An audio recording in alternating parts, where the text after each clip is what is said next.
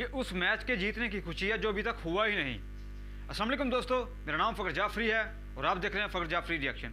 दोस्तों, जैसा कि आपको पता है कि 26 नवंबर को मुफ्ती हनीफ कुरैशी साहब पहुंचे हैं झेलम अकेडमी के बाहर, और वो क्या वाक़या पेश आया वो आप अच्छे तरीके से सुन ही चुके हैं।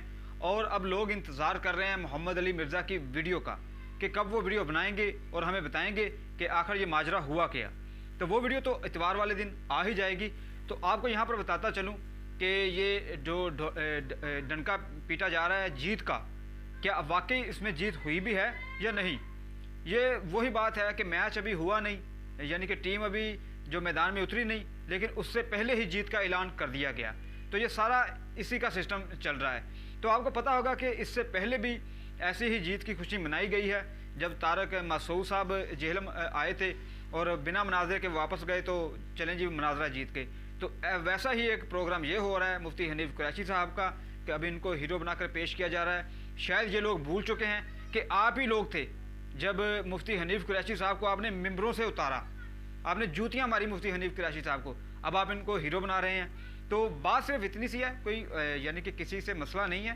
इंजीनियर मिर्ज़ा साहब से भी मिस्टर हैंडलिंग हुई है जब वो कहते हैं कि इतवार वाले दिन आर्मी चीफ स्टाफ से लेकर आम इंसान तक अकेडमी झेलम अकेडमी खुली होती है, तो आप आएँ। तो वैसा ही मुफ्ती हनीफ कुरैशी साहब ने भी किया, वो वहाँ पर गए। लेकिन जो वहाँ पर हुआ वो बहुत ही अफसोसनाक हुआ कि उनको अंदर नहीं जाने दिया गया, कैमरों को बंद करवा दिया गया। तो ये माजरा इसलिए हुआ कि वहाँ पर मुफ्ती हनीफ कुरैशी साहब अकेले नहीं गए थे, उनके साथ और भी आलम थे, और भी जो अवैस रबानी साहब उनको जो लेकर गए हैं, जैसे कहना चौक चकवा के जड़े उन्होंने उत्थे लैके गए। सारा मसला इतों पेश यानी कि यहाँ से पेश आया और वहाँ पर जाके जो हुआ वो आपके सामने है।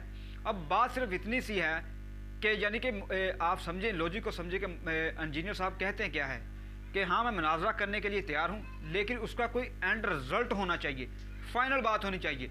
क्योंकि आप सोचें, लॉजिक समझें कि अगर मुफ्ती हनीफ कुरैशी साहब वहाँ पर गए, अगर वो मुनाजरा हो जाता और मुफ्ती हनीफ कुरैशी साहब हार जाते तो क्या होता। मुफ्ती हनीफ कुरैशी साहब को साइड पर कर दिया जाता, किसी और आलम को तैयार किया जाता और उसे लॉन्च किया जाता, उसको सामने लेकर आते कि मुफ्ती हनीफ कुरैशी साहब को तो बात करना नहीं आती, इनके पास इतना इल्म नहीं है, हमारे पास ज़्यादा इल्म है तो हम बात करेंगे। और ये सिलसिला ऐसे ही चलता रहता और कोई एंड रिजल्ट ना निकलता। इसलिए इंजीनियर मोहम्मद अली मिर्ज़ा साहब ने कहा कि मेरे साथ फाइनल मैच खेलिए, यानी कि कोई टेस्ट कोई वनडे नहीं होगा, फाइनल खेलें, जो भी रिजल्ट हो वो अवाम के सामने हो, फिर अवाम फैसला करे कि कौन सच्चा है और कौन झूठा है। अब हमारे ऊपर है कि हम किसको फॉलो करें। हम तो सिर्फ इस्लाम को ही फॉलो करेंगे, जो हमें सच बात लगेगी हम उसके पीछे चलेंगे। ये जो फ़िरक़ों की जंगें शुरू हो चुकी हैं कि वो कहता है कि मैं ठीक हूँ, वो कहता है मैं ठीक हूँ, मेरे साथ मुनाज़रा कर लो, सभी कह रहे हैं कि मेरे साथ मुनाज़रा कर लो।